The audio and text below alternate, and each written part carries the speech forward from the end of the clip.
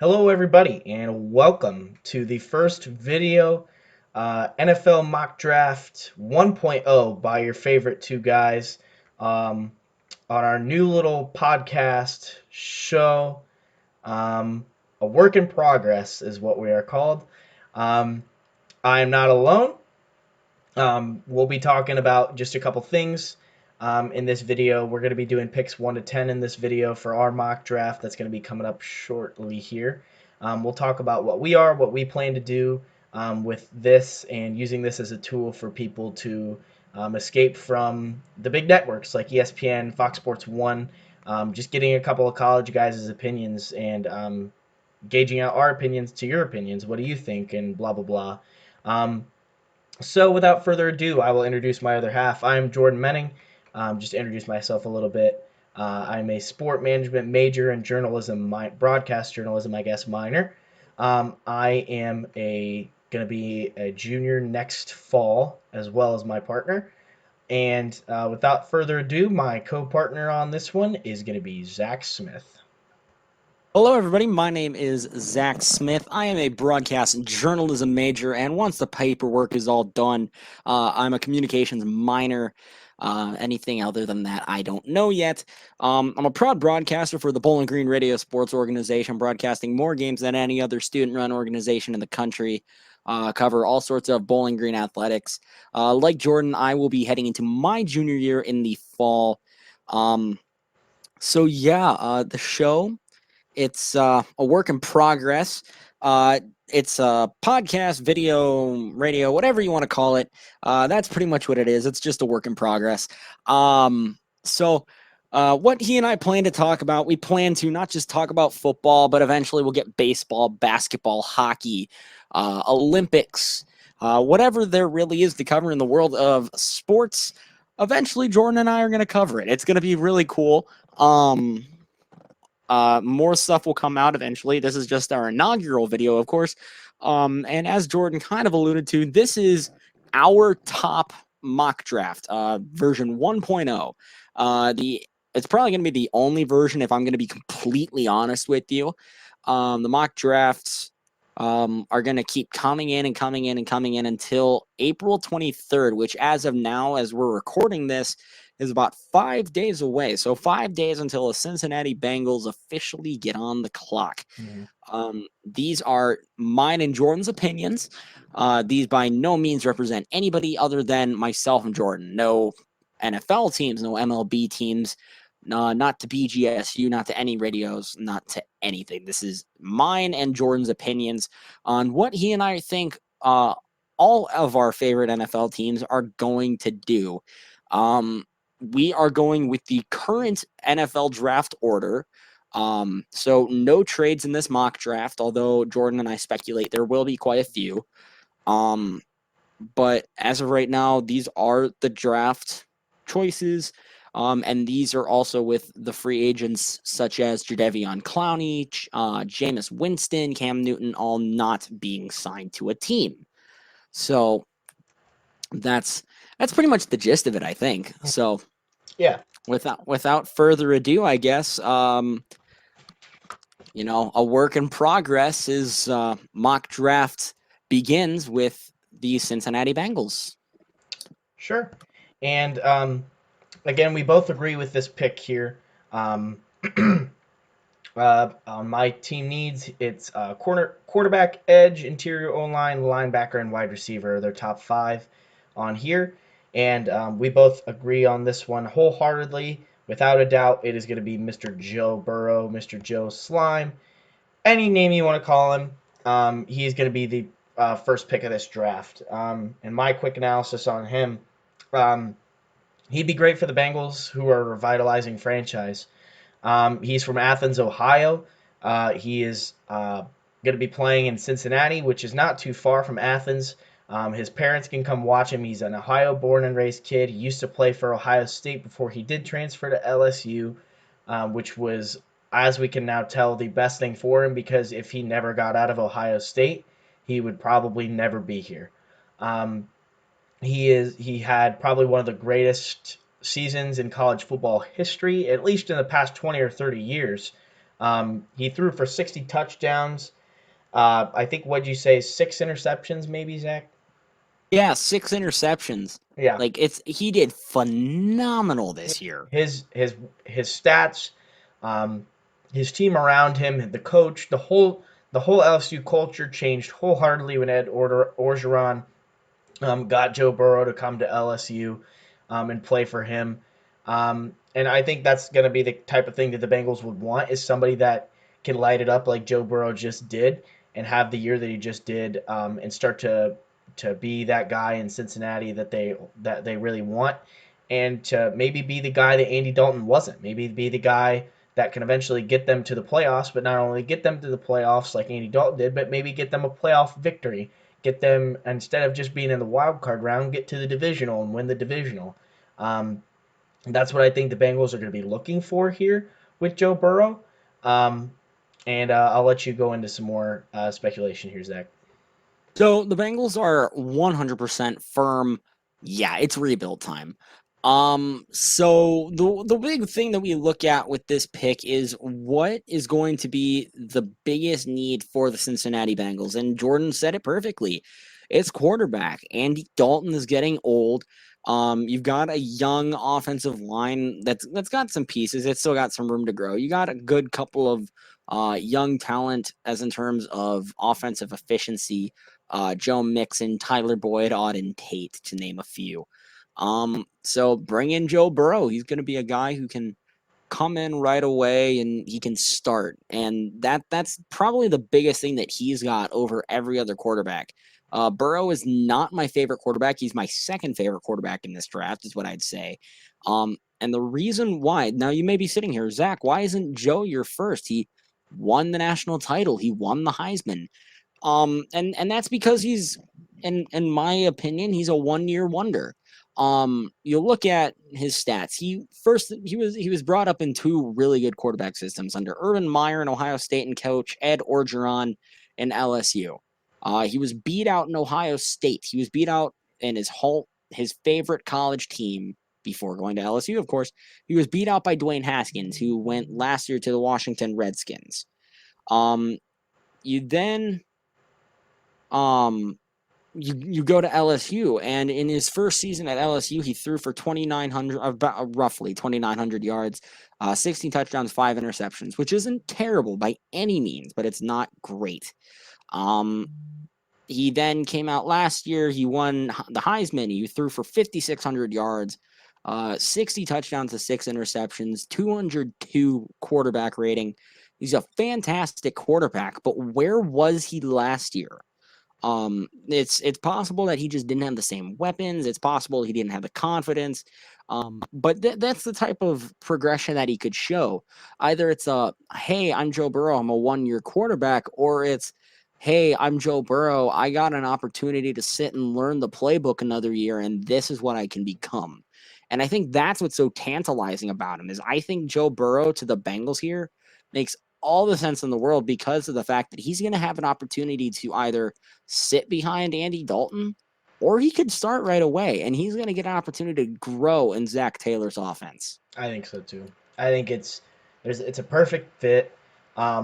Chase Young would be intriguing if he went here because they also would benefit very much so from an edge rusher, but still, like they can't not take Joe here. Um, he has all the confidence in the world. The guy's zeroed in every time he steps foot on the football field. Um, I think it's too perfect of a fit to not be here at one for the Bengals. I think they got to take him right here at first overall. And it's funny that you mentioned Chase Young because at number 2, Jordan and I also have Chase Young, edge rusher out of Ohio State, going here. And you want to talk about a dude that disrupts and makes an impact on that field? Look no further than Chase Young, dude. Chase Young looks so good. He's gotten so much praise that he's better than both of the Bosa brothers that came before him. Let me say that one more time. Chase Young is being proclaimed as better than both of the Bosa brothers. Let that sink in a minute. Nick Bosa, who was just drafted at 2 overall last year, helped lead the Niners to a Super Bowl, won Defensive Rookie of the Year, and had a stud career at Ohio State. His older brother, Joey, taken third overall, right? Mhm. He was taken third overall in his draft because he was in the same draft as Goff and Wentz, I believe. Um, Bosa got drafted third overall, third or fourth overall by the LA Chargers, and he's been a stud on that defense. Chase Young is better than both of those guys. 16 and a half sacks. He makes an impact wherever he goes. And the biggest thing that was thrown at him is, well, down the stretch, he wasn't all that effective. He was suspended for 2 games. And on top of that, he was being triple teamed. This is a guy that earned triple teams from some of the best offensive linemen in the country in the Big Ten. Chase Young to the Redskins is as perfect of a match as Joe Burrow to the Bengals, in my opinion. Chase Young can line up on the edge. You've got Ryan Kerrigan, Deron Payne. You got Montez Sweat, who you brought in last year. And that's going to be a defensive front that just messes with quarterbacks in the NFC East for years to come. Yeah. And I think we both kind of made this point earlier, and I made this point earlier to Zach, too. Chase Young missed 2 games last year and still led the country in sacks. He had 16 and a half sacks. And I think I told him earlier, I'm pretty sure it was Maryland and Rutgers is the game he missed, or maybe it was Penn State or something like that. But like you put Chase Young, especially against Maryland, who had a lackluster season, and Rutgers too, who just are trying to do a full rebuild again, hiring Greg Schiano again at Rutgers. Like, dude, you put Chase Young against those two lackluster teams, he probably has 3.5 more sacks at least. Like, come on. He could have had almost 20 sacks last year. More tackles for loss, maybe more chances at fumbles, or he gets maybe a pick off the line if he's coming at the quarterback and he gets his hands up. Maybe. You never know. He disrupts. And like Zach said, too, you got plenty of other good players to start coming out on that defense. And in the Big Ten against Ohio State, you had to put two, three, maybe three guys on him when he had to rush. In the NFL, in the game today, you cannot do that because you open up holes for other players like your Ryan Kerrigan's coming through the line. You have Montez Sweat, which I think Montez Sweat with Chase Young on the edge side of the D line. I think Montez Sweat breaks out. I think Montez Sweat got a little too much attention last year because of not having a lot of good edge rush off the edge for the Skins.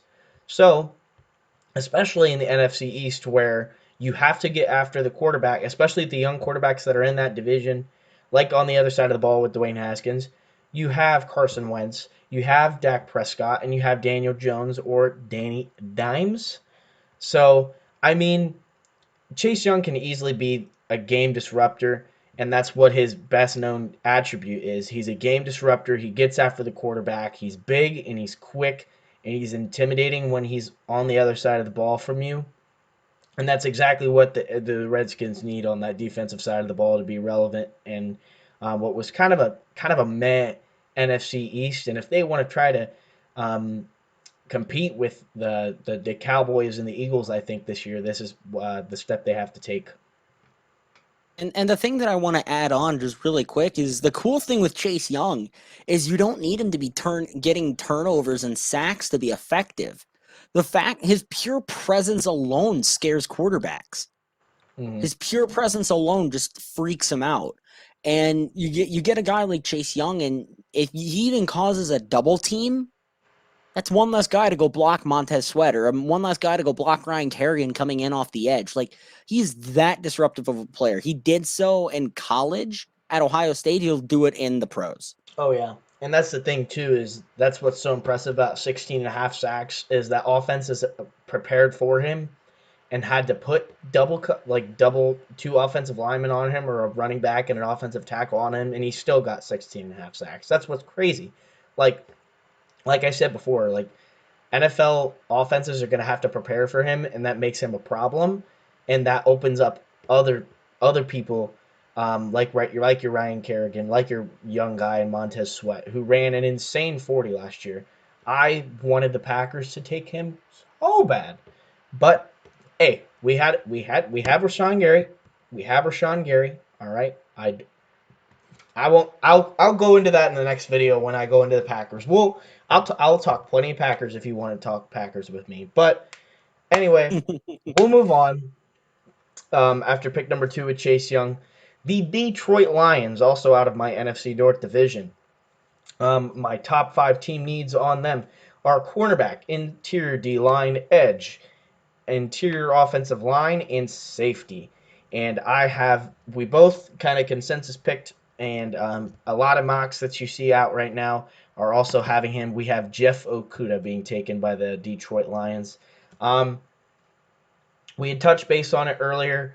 Um, we kind of both think that the Lions are going to trade back a couple spots for this pick. And Jeff Okuda might be there at 5 or 6 if the Finns or the Chargers can get their guy at number 3. Maybe Jeff Okuda can still be there at 5 and 6 for the Lions. Um, this is a perfect pickup for the Lions, in my opinion. After getting rid of Darius Big Play Slay, um, for what I think was a garbage trade at a third and fifth round pick for a top 5 corner in the league, I think was an atrocious trade for the Lions. There's not a lot of guys in this league that have the experience that he does, and the ability to play man to man or in zone coverage and cover their top receiver as well and blanket them as well as he can. And a third and a fifth round for him this year, garbage trade in my opinion.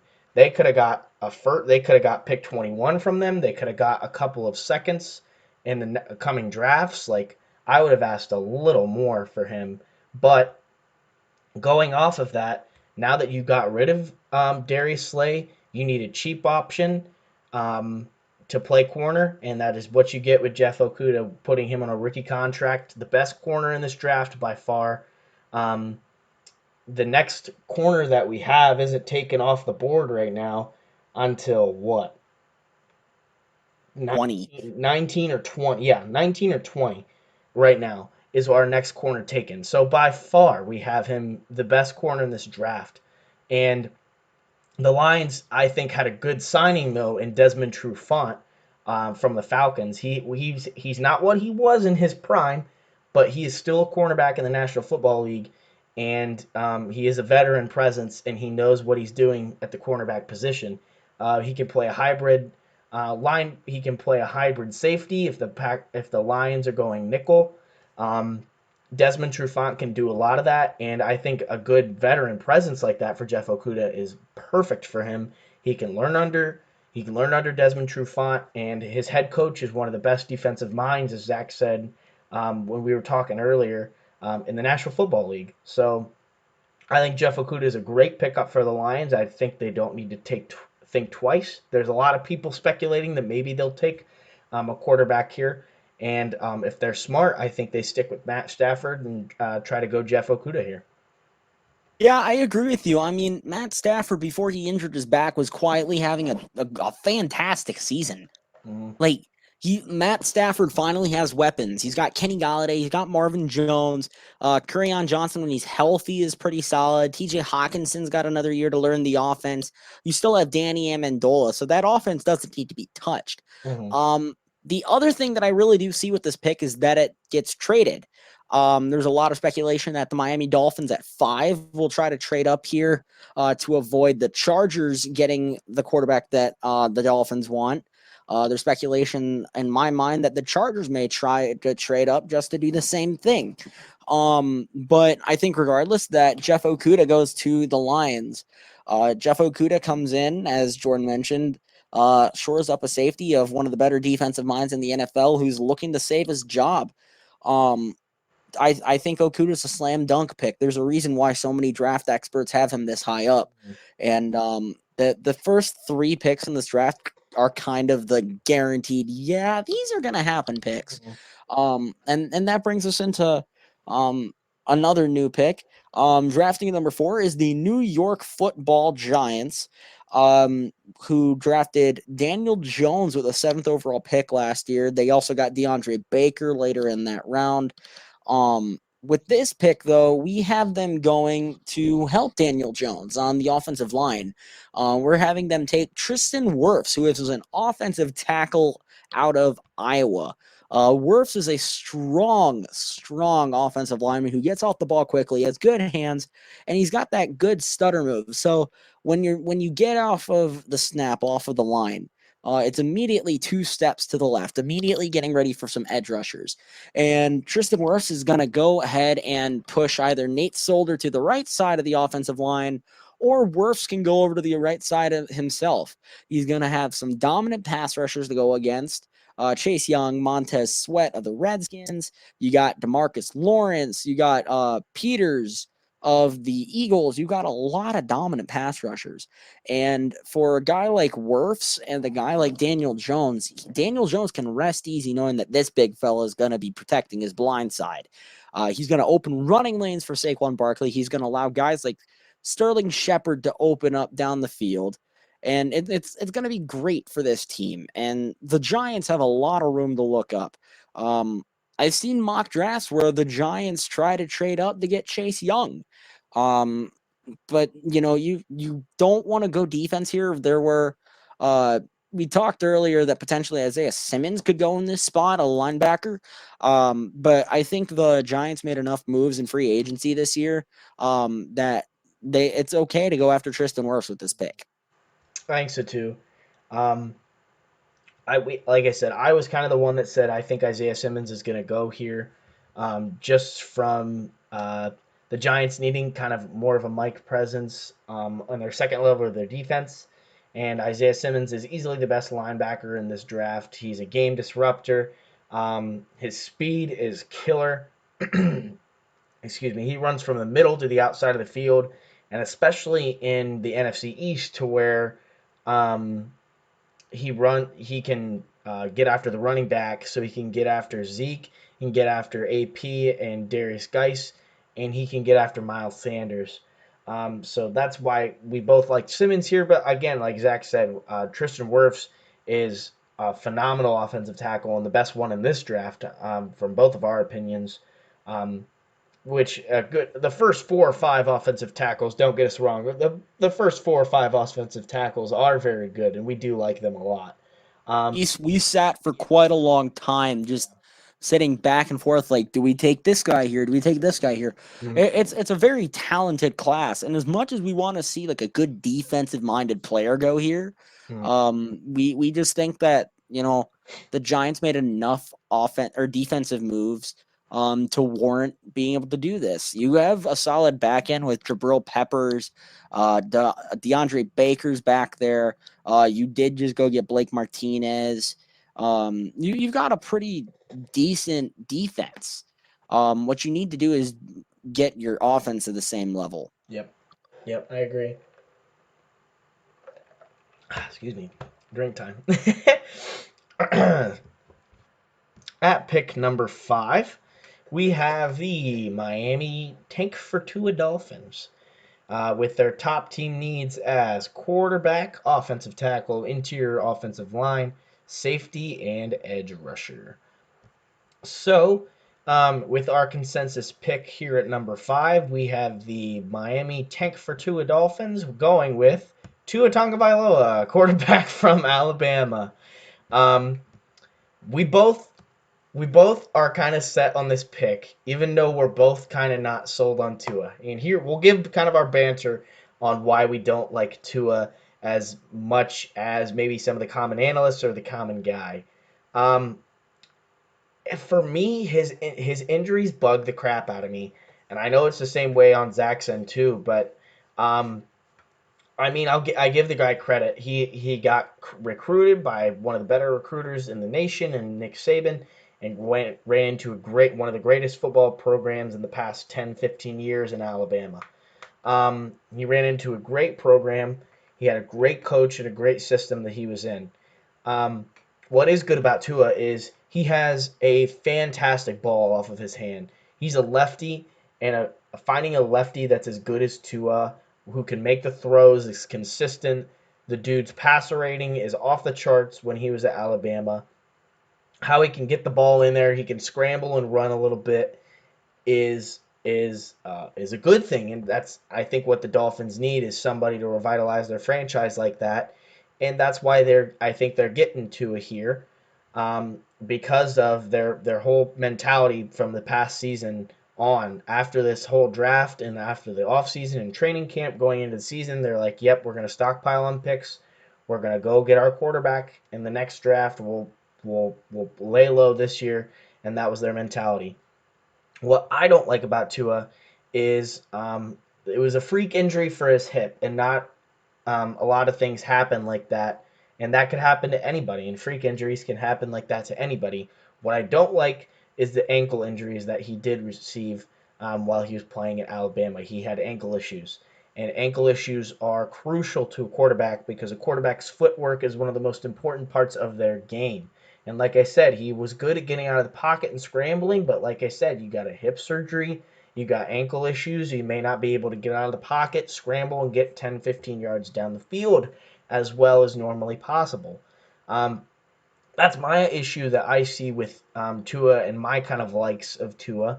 But like I said, I'll let Zach give his little banter in here. I kind of, skipped the same beat. Um, the injuries are what is questioning a lot of people. Three NFL teams, according to Bleacher Report, have already taken Tagovailoa off of their draft boards. Um, and a lot of teams are starting to have him keep going down and down and down and down. Personally, I'm not a fan of Tagovailoa.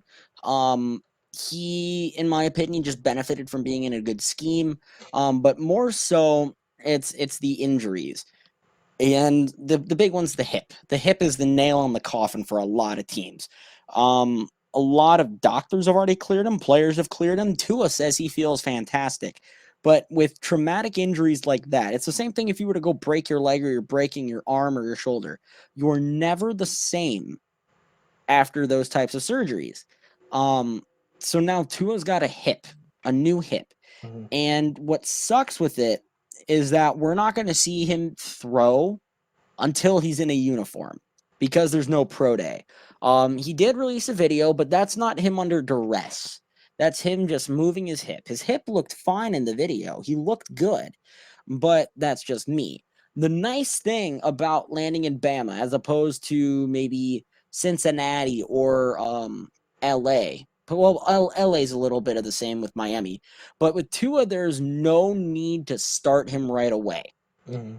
Ryan Fitzpatrick is coming back. Josh Rosen is still on the team, and I think that the team has a plan for Rosen, um, or else they wouldn't have traded for him from the Cardinals 2 years ago, or last year, excuse me. But Tua can sit for a year. Mhm. The team can truly be like, okay, let's evaluate his hip.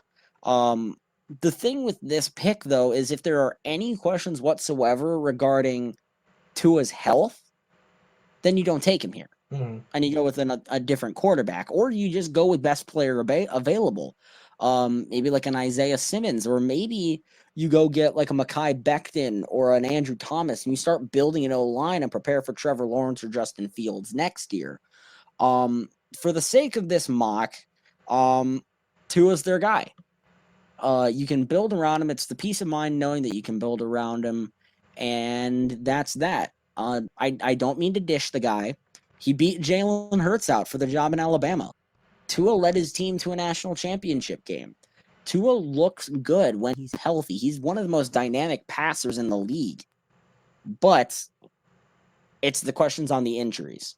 Yep. Are his hips going to be okay? Are his ankles okay? Tua is the biggest question mark, and Tua is my fourth favorite quarterback on this board. I I I don't view him very highly. I could be wrong.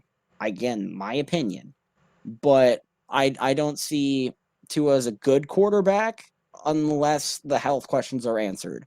But for the sake of this draft, he goes five. Yep. I think so too.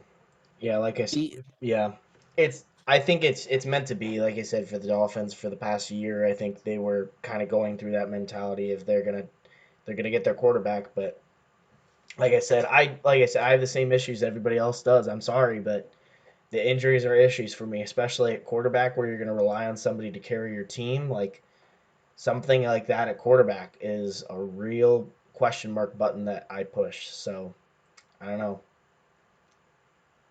Yeah, I think that the quarterback they should take here is actually the one that Jordan and I have going six.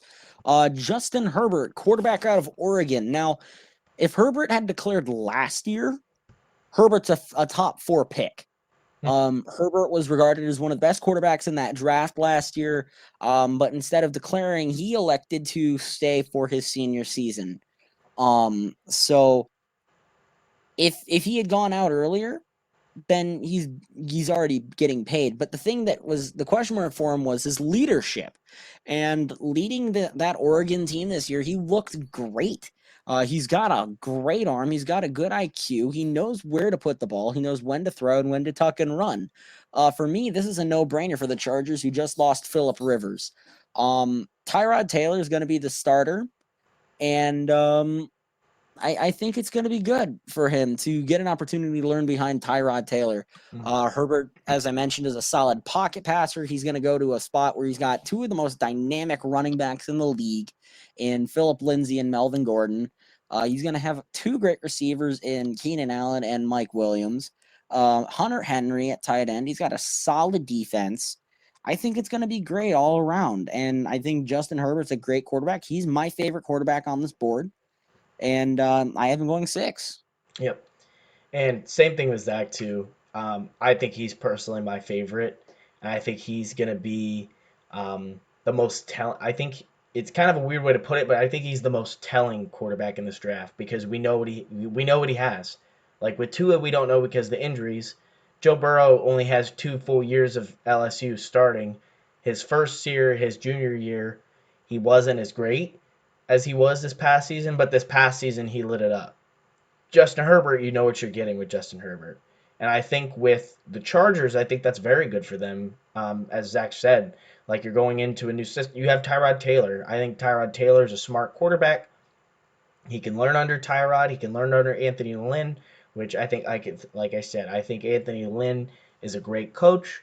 And he's got a good defense. So if the offense is struggling that day, maybe the defense steps up. They got a great pass rush in Melvin Ingram, Joey Boza. They have a couple great secondary people in Casey Hayward, who's a Pro Bowl and All Pro, and then and Derwin James at safety, one of the best safeties in the league, Pro Bowler and All Pro. Um, they have a good defense to rely on a little bit if they need it. Consistency on defense, I think, would help with the Chargers too. But again, they can address that, I think, later. I think now at pick six, round one, I think you have to address your future of your franchise, and especially getting a new stadium like SoFi Stadium that they're getting out there in good old LA. I think you have to put Justin Herbert in that situation in LA to try to revitalize the franchise, get some fans in the stands, get some jerseys and T-shirts with his name on it sold. Yeah, the only other thing that I would have to, you know, draw potentially with this pick is how much faith does this organization have in Tyrod Taylor? Tyrod Taylor went and led the Bills couple years back to a playoff appearance for the first time in like 20 years or something like that. Then he goes to the Cleveland Browns, and he's actually solid until he goes down with an injury. Mhm. Then he backed up Philip Rivers last year. If they truly think he's the guy, maybe they try to build around Phil or Tyrod Taylor for a little bit. But I agree wholeheartedly that Justin Herbert's got to get looked at. And the nice thing with Herbert is that Tyrod Taylor's only under contract for the rest of this year, and then I think he's a free agent. Yep. So you give Herbert a year to sit and learn this playbook of Anthony Lynn's, and a year to seriously just absorb knowledge. And I think that's where he thrives. Hmm. Yep. I wholeheartedly agree. Um, Now, I guess we'll partake in a new team. The Carolina Panthers. We have interior D line, cornerback, linebacker, interior offensive line, and wide receivers. Their top team needs. Um, we address the third one on that list with a linebacker. Which who Zach and I personally think the best player on the board in Isaiah Simmons. I kind of talked about him a little bit earlier. He's a game wrecker. He's quick. He's speedy. He was the heart of Clemson's defense, being the Mike in that defense last year. If you do not know what the Mike is, it means middle linebacker. Um, just to put that out there, if I say Mike like that. Um, excuse me. Isaiah Simmons can go after the quarterbacks and in that NFC South. Tom Brady just came to your division. Isaiah Simmons is going to need to keep an eye on Tom Brady and what Tom Brady's doing if he needs to get after him. If he needs to stuff the run, like Carolina, I think had a little bit of trouble stuffing the run last year. Um, in my original pick before Zach and I kind of had a understanding with it was Derek Brown from Auburn, which we have him going here in a couple picks that we'll talk about later. But Isaiah Simmons can help with the run stuffing. He can drop back in coverage. He's quick enough to go with any running back like Peyton Barber and Ronnie Jones who can get out of the backfield and catch the ball, or somebody like Alvin Kamara in that division, or now Todd Gurley, who are all great at catching the ball out of the backfield and running. Isaiah Simmons can be flying across the field and run and get a tackle only for a couple yard gain. So I think Isaiah Simmons is a great pick here. I saw him in the college football playoff game against Ohio State, and he wrecked Ohio State in that game.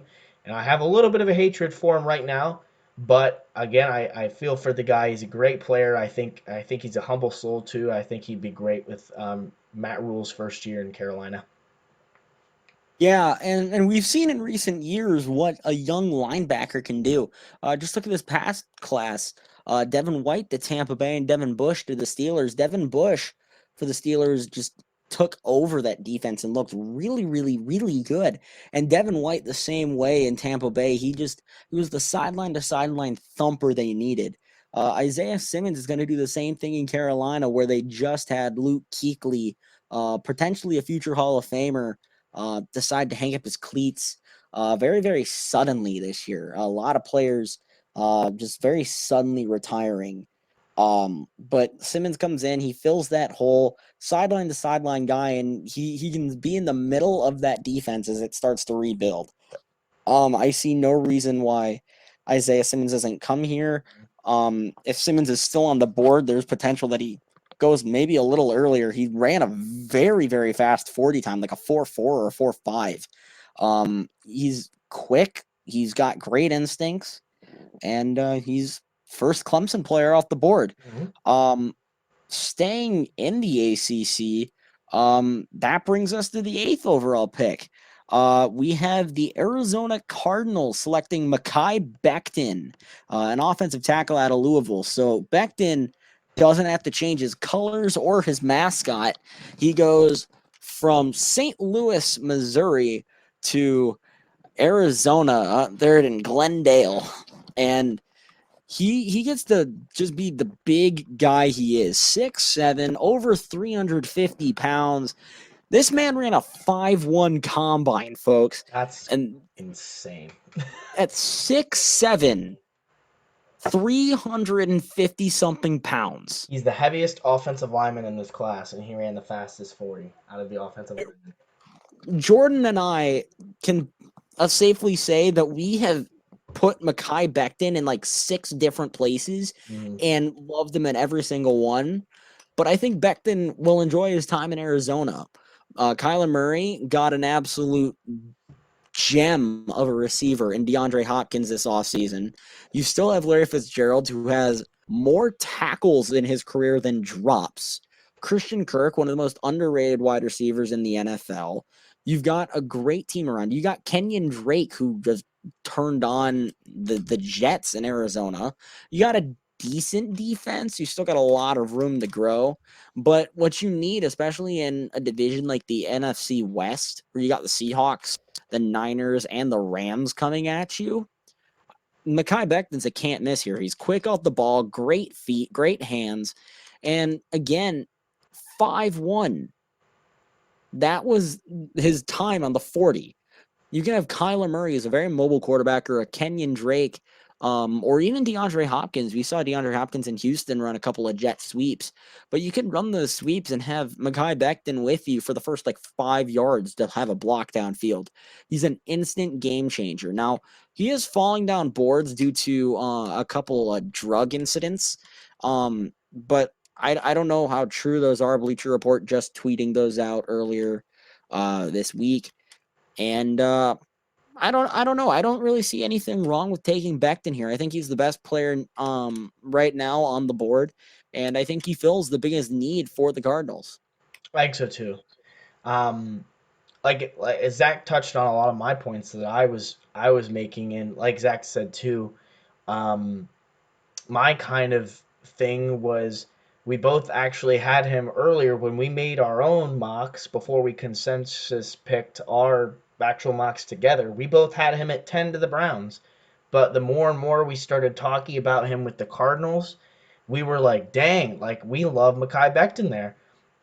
Instead of the picks that we did have here, um, especially like a point that Zach didn't touch on is Cliff Kingsbury is a very air raid type of offense. And with Kyler Murray coming in last year, Kyler Murray is small in stature, but he can sure throw the heck out of the freaking ball. And that's what Mekhi Becton brings, is that he can pass block for 20 minutes if you wanted him to. He's big. Again, he ran a 5.1 40 dog. That is incredible. You you don't get a lot of offensive linemen that can do that. His feet are quick. He can run. He's 367 pounds and 6'8". But bro, like that's a trouble that I do see with Becton here is that he is so tall. With Kyler being short, maybe he has to throw the ball over Becton a little bit. But still, like he can. He's a tackle. Exactly. He's a tackle. He's not like he's a center and he's going to be right in the middle of Kyler's vision still. But like Zach touched on a lot of it too. He can run block for Kenyon Drake, who broke out the last 3 or 4 weeks of the season, who helped my fantasy team a decent deal, um, which is great. And I think that if the Cardinals do go Becton here, I think it's a great choice. Like I said, we both kind of talked ourselves into it a little bit earlier when we were doing this on our own. But I think the Cardinals would get a great pick here. They protect Kyler. They get DeAndre Hopkins, and I think they're going more of we're not going to run. We are going to run the ball, but we're going to be effective throwing the ball by getting DeAndre Hopkins, like Zach said as well. Yeah, I think that the Cardinals are going to move more towards like a Big 12 type offense. Of course, Thanks. Kingsbury coming out of the Big 12 when he coached Texas Tech, Kyler Murray, Big 12 quarterback out of Oklahoma. The Big 12 is mostly known for big air raid systems of just chaotically throwing the ball down the field and defenses being like kind of okay, but not being the stars of the show. That's why you see so many big quarterbacks come out of the SEC or out of the Big 12. Kyler Murray, Baker Mayfield, Johnny Manziel, just to name a few. So I think Becton's going to be a huge cornerstone for this team. Thanks, so too. All right.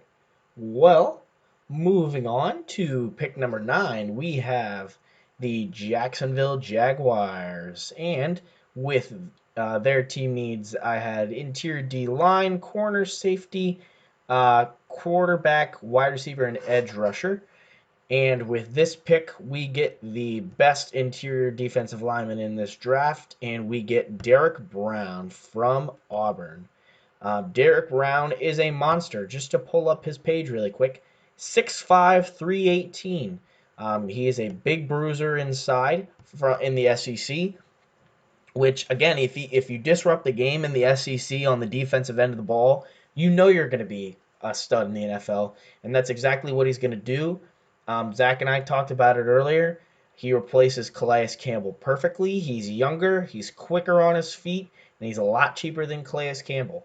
Um, he would immediately be able to step in and play on that defensive line who struggled so much with the run last year.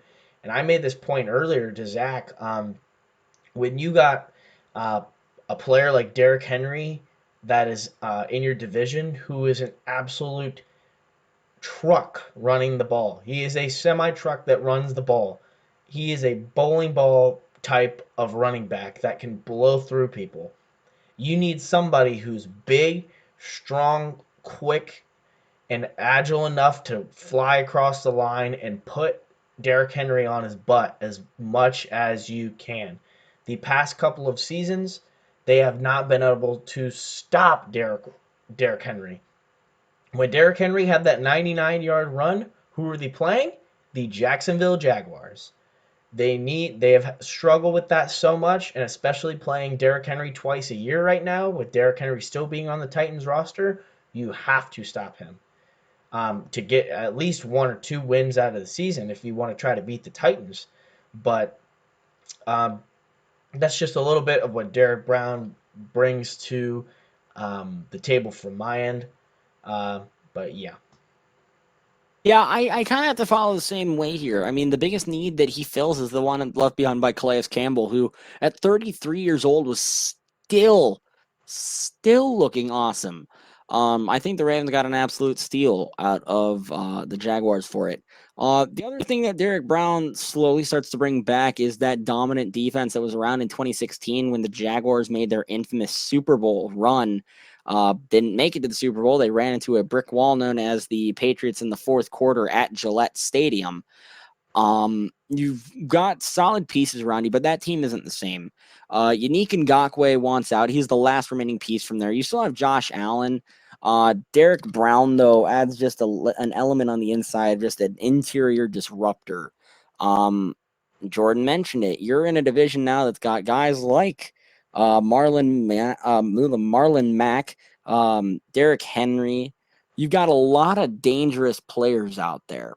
And I mean, Derek Brown can get to the quarterback. He's a good interior defensive line, can line up at nose tackle. He can line up just as like a left or right end. He can come off the edge. He's just all everywhere right there on that D line. And I think he's a versatile piece that the Jaguars are going to want. Mm-hmm. Um, and yeah, that I mean, that's the best assessment I got. I think you did a good job with that. Thanks, man. Um, that leads us to our final pick for this draft. Which at this moment in time belongs to the Cleveland Browns. This is the first round pick the year after they traded their first round pick for Odell Beckham Jr. Um, and they're still picking right back around where they were last year. Jordan and I have the Cleveland Browns selecting Andrew Thomas, an offensive tackle out of Georgia. Now, there's a couple reasons why I take Andrew Thomas here. First of all, Mekhi Becton and Tristan Wirfs are off the board at this point in time. You still have Willis on the board, and you still have a couple other offensive linemen still there. But Andrew Thomas shares a lot of bloodlines, mainly with Nick Chubb. Both were teammates at Georgia, and this offensive line needs help, to say the least. Baker Mayfield went from having a pretty solid end to his rookie campaign to pretty much getting laughed at as a sophomore. Um, and you're in a division where you have to go up against Lamar Jackson and the Ravens twice a year, Ben Roethlisberger and the Steelers twice a year. Eventually, Joe Burrow is going to do something in the AFC North this year. I mean, heck, the Bengals beat the Browns this year. The Browns need to do something. Their defense needs help. But the big thing that you can secure is giving Baker Mayfield more time on the O line. Andrew Thomas is a quick guy, gets great separation right away, has good hands, smart off the ball, and he's going to do great things for this team. You got Jack Conklin in free agency. Austin Hooper's a solid blocker, but he's more of a receiving tight end more so than a blocking tight end. And you're going to give Baker Mayfield time to get the ball to his playmakers. Odell, Jarvis Landry, Kareem Hunt, Nick Chubb, David Njoku, and Austin Hooper now. The defense, again, still needs help, but, I mean, you can't pass up on an offensive tackle here. You can't. So, in my mind, Andrew Thomas is the best guy on the board here, and I think he fits a huge need. Finally, even the Browns a replacement to Andrew, or not to Andrew, to Joe Thomas. Mm-hmm. I think so too. I think it's too easy of a pick here. And like I said earlier when we were talking Mekhi Becton and Tristan Wirfs, like these first couple of offensive tackles, these first four, especially off the board, are probably going to be um, are gone so quickly in our draft, in our board that we have here. It's a good offensive tackle class, especially these first five that are probably first five, maybe six going in the first round here. Um, and like you said too, he it's a good replacement for Joe Thomas. It's right in the name. His last name's Thomas. Maybe he's the next Joe Thomas that's going to be there for 15 years, helping the Cleveland franchise protect Baker. And the big thing that I thought too is like if he's a good run blocker, he blocked DeAndre Swift, he blocked Sony Michelle, and he blocked for those two guys, and he made them look so good. They had gaping holes. They ran right through him so many times, and that's the thing is with Nick Chubb and Kareem Hunt still coming back to Cleveland. Um, After Kareem Hunt didn't do the restricted free agent thing today, Cleveland is going to re-sign him. He was not signed by anybody or traded, so Kareem Hunt will be back in Cleveland this year. He can protect for both of them. And the scary part about Cleveland's running game that people don't talk about enough is that Andrew Thomas coming in there, especially Nick Chubb, already was a beast last year. And they had a crappy offensive line, from what a lot of people think, and what I especially think. You put Andrew Thomas on that line, and my gosh, dude, you're gonna have a heck of a time trying to stop Nick Chubb and trying to get to Baker. Yeah, absolutely. Andrew Thomas is going to instantly make an impact. Um, Again, there's other direction they can go with this pick, but any other pick like this is going to be an outrage to Browns fans. You need to get that passing game open up, and you're very right. I say this with one-dimensional offenses like the Browns was last year. You can't get the ball moving down the field. You can't get the ball to Odell or to Jarvis, and you're pretty much just having to get the ball to Nick Chubb. And yeah, Nick Chubb had a solid year, and that was him being the number one focus of defenses. Hmm. So imagine a defense having to be like, okay, well, we got Nick Chubb, but oh, now Odell Beckham can be open down the field because Andrew Thomas provides time. He was consistent. He kept Jake Fromm up against some solid SEC defenders like Derek Brown. And I mean, you can't go wrong with this pick. I think Andrew Thomas is a slam dunk of a pick for the Cleveland Browns. Yep, I think so too. Well, um, that is going to be it for our first video. Um, in our next one, we will be covering the last of the first round mock. So that would be pick 12, starting with the Las Vegas Raiders. You got 11 too, buddy. Oh, yeah, sorry. Sorry. That's on me. Like 11 to 20, 11, something like that. yeah, 11 to 32. 11 to 20, maybe something like that. We may go into three. We'll figure it out and we'll get We'll back. see how long we have to analyze. Exactly. We'll see our analysis. Maybe we'll go to like 20, 22 or something, and then save the last 10 or 12 for another. But that was it for our first part here. Um, we figured we'd do the first 10 and see where we're at. But obviously, we got a lot of information out to you. Um, just to kind of recap of what we did, I'll do the first five and I'll let Zach do the last five. Pick number one is the Joe Burrow, quarterback of LSU, going to the Cincinnati Bengals. Pick number two to the Washington Redskins is Chase Young, edge rusher from Ohio State. Pick number three to the Detroit Lions is Jeff Okudah, cornerback from Ohio State. Pick number four is Tristan Wirfs, offensive tackle from Iowa, going to the New York Giants. Pick number five to the Miami Dolphins, Tua Tagovailoa, quarterback from Alabama. Pick At number 6, Yep, sorry about that. Justin Herbert. Oh, you're good. Pick number 6, Justin Herbert, quarterback. Oregon heads to LA to the Chargers. At pick number 7, the Carolina Panthers will take Isaiah Simmons, linebacker out of Clemson. At pick number 8, the Arizona Cardinals will select Mekhi Becton, offensive tackle out of Louisville. At 9, the Jacksonville Jaguars select Derek Brown, interior defensive lineman out of Auburn. And at 10, the Cleveland Browns select Andrew Thomas, offensive tackle out of Georgia. Yet again, these are just mine and Jordan's silly opinions. This might happen, this might not. I mean, if it does, I think Jordan and I should go throw our names on the lottery, but I mean, we'll sure see. Hire us, Um man. Like, shoot. But But yeah, that I think that just about does it. Do stay tuned for the next video. Again, stay safe, wash your hands. Um, we would have more on this ending for you, but as we'll say, it's a work in progress. Thank you very much for listening to A Work in Progress. If you liked the video, if you liked what you see, do let us know. We don't know what we're doing wrong or how good we're doing unless obviously we get a little bit of feedback. So thank you for listening. Thank you for watching. Thank you for doing whatever it is you do. And we'll see you on the next one. peace. Hello, everybody. It's your favorite two boys here again.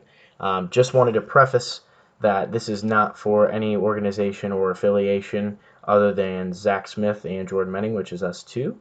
The only reasons we say the things at the beginning of these videos are for the fact of that these might be use for BGSU and Falcon Radio because we're involved students at Bowling Green State University. So that is the only reason we say these in the beginning of these videos. So this is for non-commercial use. This is just for us doing what we want to do.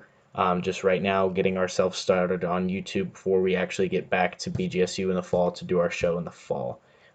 Zach, if you have anything that I missed out on or anything you'd like to say real quick. Yeah, this channel is purely our opinions.